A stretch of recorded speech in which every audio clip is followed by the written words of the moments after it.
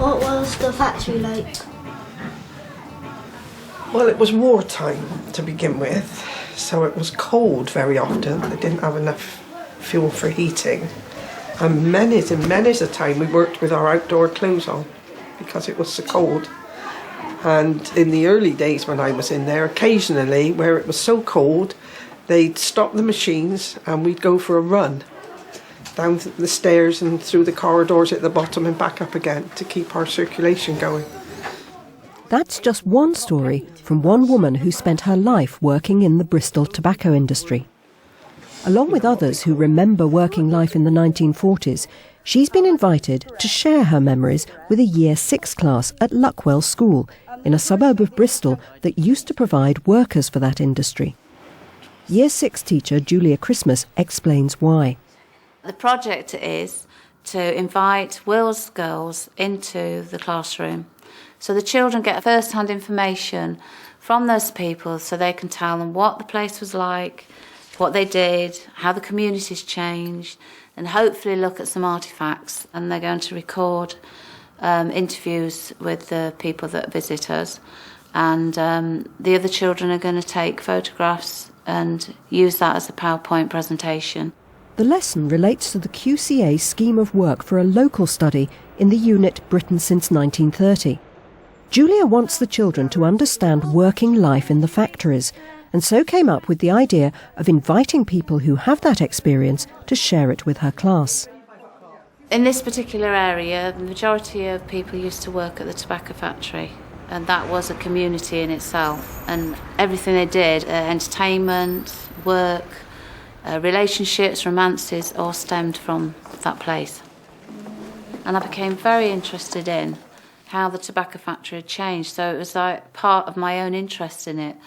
And because of it, I actually went to the library and found this wealth of information that was actually in massive big books of newspaper cuttings all about the Wills girls, not even about the rest of the history of the place. And then found out there was 4 factories in Bristol, and it goes on forever. And I thought the children would really enjoy this because it's just near them.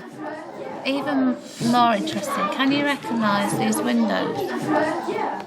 We started off actually building up questions that they would like to ask the Wills girls to get ideas of what it was like to work there. So the children actually got the questions together. In the big hall? A lot of the people who worked there actually were pupils at this school. So it's a local history, and actually a lot of people are concerned that with the curriculum as it is, local history has been lost. And it's great to learn about the Romans, great to learn about the Greeks, but it's vastly more interesting to learn about your local place, I think. Okay, good morning, Year 6. Good morning, Miss. The session will run for the whole morning, but before the witnesses begin to arrive, Julia goes through the learning objectives with the children.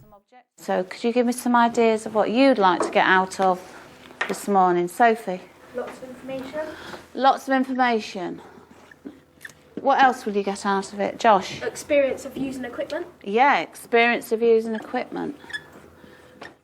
The children have actually planned. They've looked at brainstorming what history is, what's second-hand information, what's first-hand information, and they've all said this is first-hand information. They're very excited about the outcome of it and meeting people and not really knowing what is going to happen. So it's far more exciting than sitting down at a table. And are you all ready to go? Yeah. Right. We've got one visitor in at the moment, so she's going to be exhausted by the end of the morning.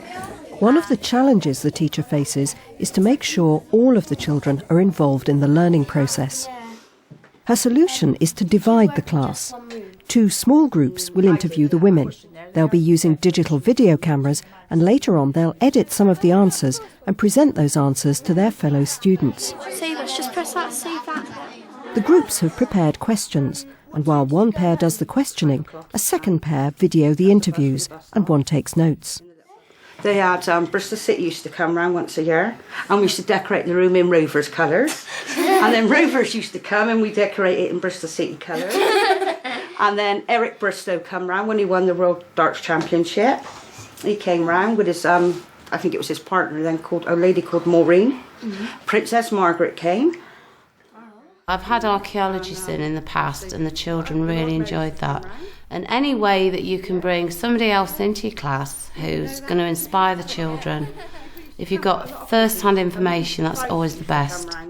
A third group of children will interview the women and take photographs.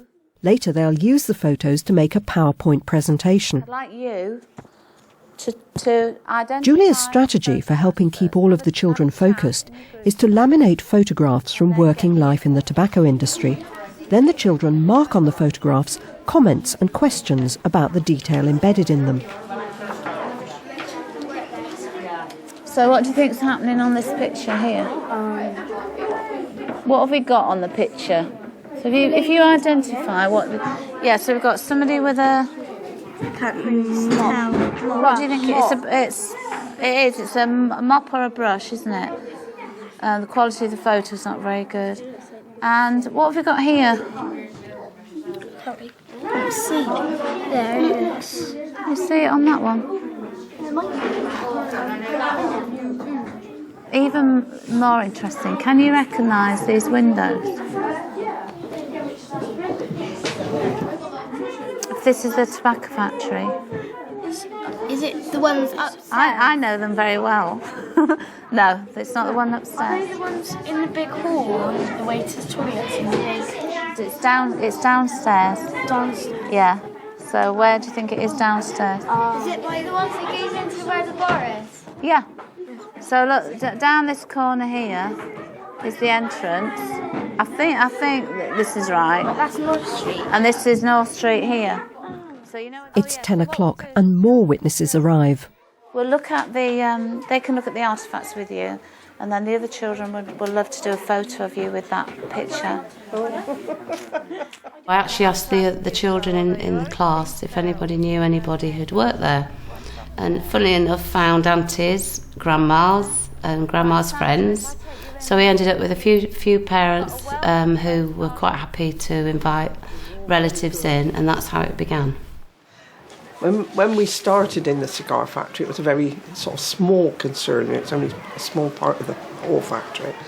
And it was more like a family, really. The manager's office was actually came out in our workroom.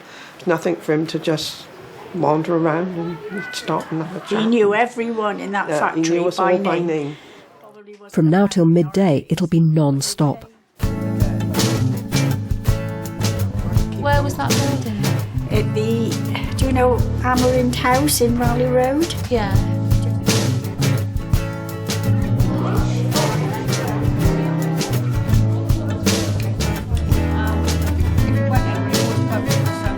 How many cigars did you make a day?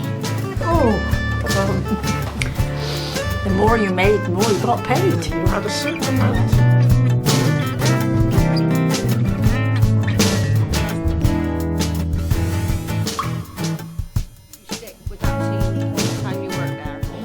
So what did you do when you worked there? I'd done cigarettes, I learned how to do cigarettes.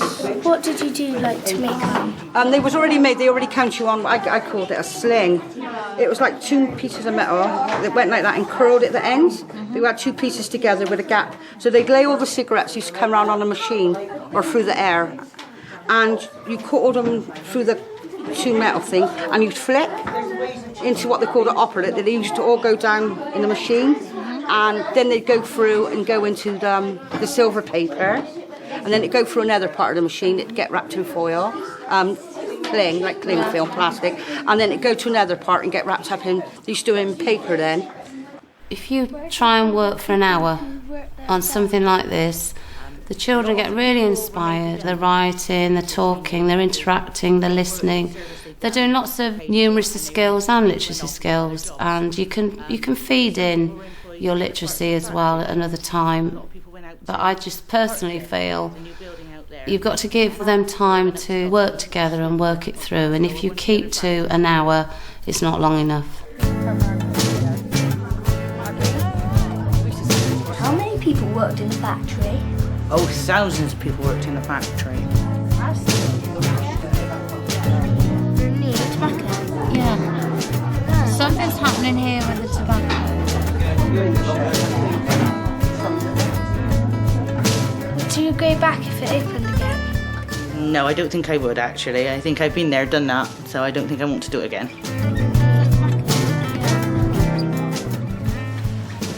Conditions were good though. We had everything that they provided, a dentist, there was a medical department, you could have physiotherapy if it was needed.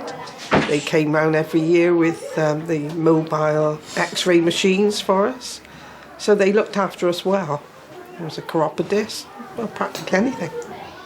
When they can relate to grandparents and they can see the changes that take place in their own community, I think it's more real to them. And because it's hands-on, I feel they take ownership of it. It's now past midday and Julia brings the session to an end by getting the class back together to review the learning objectives. Well, let's just go back to what we decided this morning we were going to do, and let's see if we've done that. And did you enjoy your experience filming? Yeah.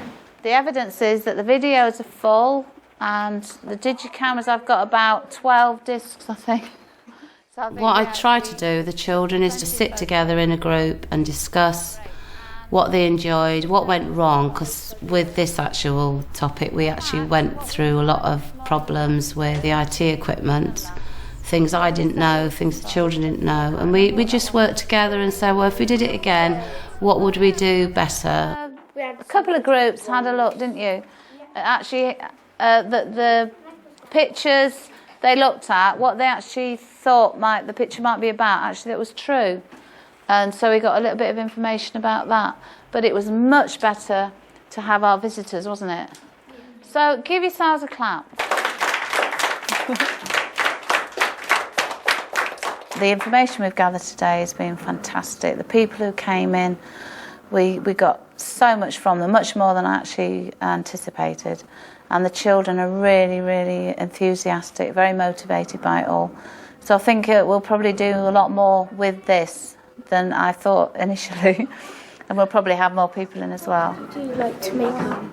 Children filming, we're very confident. I think the children are using the digicameras, just got into using the digicameras. And I don't mind that because they can evaluate that later and say they should have controlled themselves a bit more. And I think I would have finished about half an hour earlier than we did, because I think a lot of the children were starting to flag. They'd really concentrated on the job and they'd stayed on task, and then they needed to have a break really from it. In a subsequent session, the children use an ICT suite in the school to edit videos and make their PowerPoint presentations.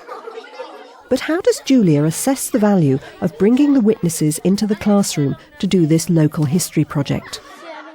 I think I'll wait to see what the children say about how it went, and if there were people not doing anything or there were people sat not getting involved, and see how we can change that. So it's always good to check what they feel. I think with any teaching, especially humanities, history can be such a lot of fun. And if you incorporate this and the drama side of it together, the ingredients are there, and what you get is magic.